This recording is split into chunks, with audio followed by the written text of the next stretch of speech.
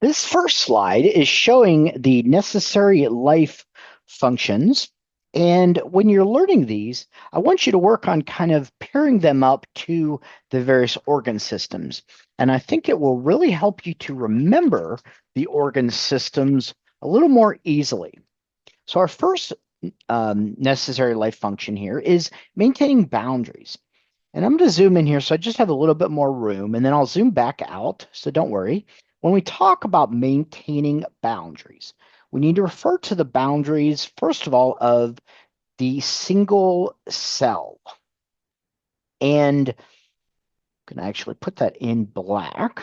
So our individual cell, and we'll put two cells together. So it's a tissue.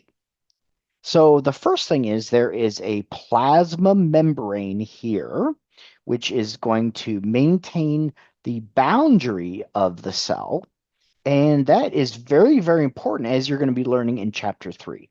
It separates two important compartments called the extracellular fluid and the intracellular fluid.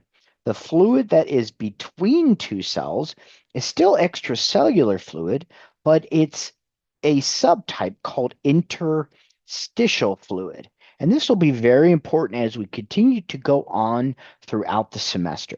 When we're thinking at a kind of an organ system level, what comes to mind is the integumentary system, because the skin is going to also represent a boundary between the organism and the outside world.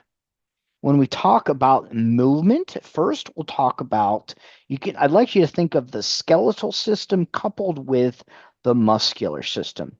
The skeletal system is going to act as the framework for the human body, and the muscles then can be attached for movement. So we consider the muscular system. And it's not only the movement of the skeleton, but it's also the movement of lots of stuff that's inside the body. So the movement of blood or GI contents, the movement of urine in the urinary system. So there's some different types of muscle that you'll be learning about later on in this unit. For responsiveness, responsiveness is also considered excitability. And in excitability, what comes to mind should be the nervous system. The nervous system is going to respond to stimuli. When we think about digestion, of course, what comes to mind is the digestive system. The next function is metabolism. And the word metabolism means then it's the sum of all chemical reactions in the body. And it's also a word that we're going to be talking about in chapter 2. So it's the sum of all chemical reactions in the body, and either or small molecules form larger molecules, and that's called anabolism, or large molecules are broken down into smaller molecules, and that's called catabolism. And interestingly enough, these metabolic pathways like glycolysis, etc., are all controlled primarily by the endocrine system. When we talk about excretion, there's four different systems responsible for excretion. The two that certainly come to mind are the urinary system, the digestive system with feces, but the additional ones that usually don't come to mind would be the respiratory system. And the respiratory system is going to produce carbon dioxide waste. The fourth and final is the integumentary system, which can release sweat, which can contain various chemicals as well. When we talk about reproduction, we talk about it at the cellular level, which would be mitosis, which you'll learn about in chapter 3. And then there's also the fertilization that happens when a sperm cell fertilizes an egg that you'll learn a lot more about in chapter or in A&P2. And this is with control of the reproductive system as well as the endocrine system.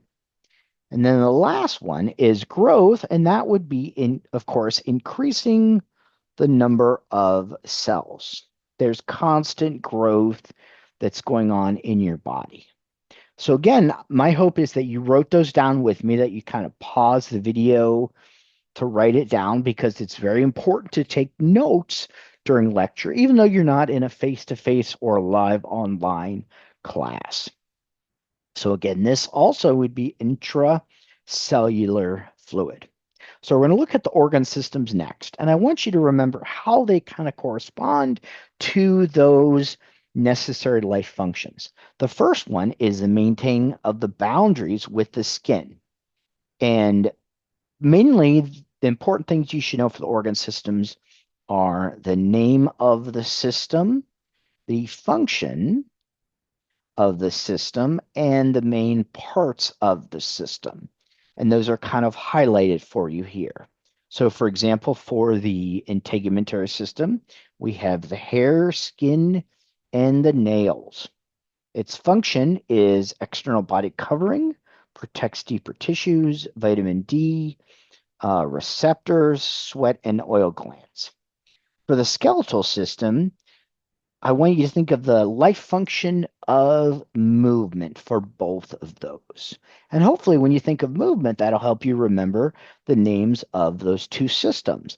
The skeletal system has bones and joints, and then the muscular system is primarily referring to the skeletal muscles. So the functions of them are protection and support of body organs, framework of muscles, and storage of minerals. For the muscular system, we have manipulation of the environment, locomotion, facial expression, posture, and production of heat, as when we start to shiver. The next two organ systems here are that of responsiveness, which is also called excitability. But both of these situations, they're going to be sending out signals to the rest of the body. We have the brain, spinal cord, and nerves for the nervous system.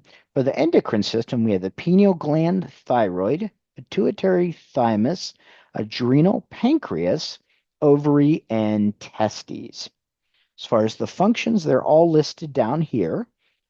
Fast-acting control system. Endocrine is a little slower and utilizes hormones for things like growth, reproduction, metabolism, and it's a little slower. For the next two, we use the function, which isn't a necessary life function, but it's circulation.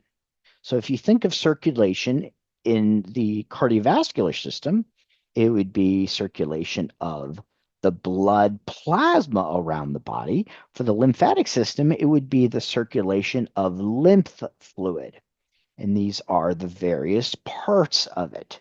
For the function of the cardiovascular system, the blood vessels transport blood, oxygen, carbon dioxide, nutrients, and waste. For the lymphatic system, it picks up leaked fluid from the blood vessels, and it's going to return it to the blood. And it houses white blood cells, which are lymphocytes, and the immune system is kind of part of the lymphatic system. Both of those two systems essentially go together.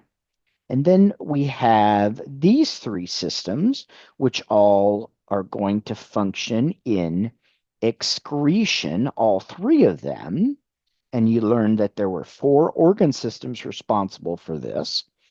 For the respiratory system, these are going to be the parts of it. I didn't mean to cross out the trachea, but that's our windpipe, and it takes air down to the bronchus. Its function is to constantly supply the blood with oxygen and remove carbon dioxide. And the exchange happens in the air sacs of the lungs. For the digestive system, we have the oral cavity, esophagus, liver, stomach, small intestine, large intestine, rectum, and anus. And its function is to break down food into absorbable units that can be distributed to body cells.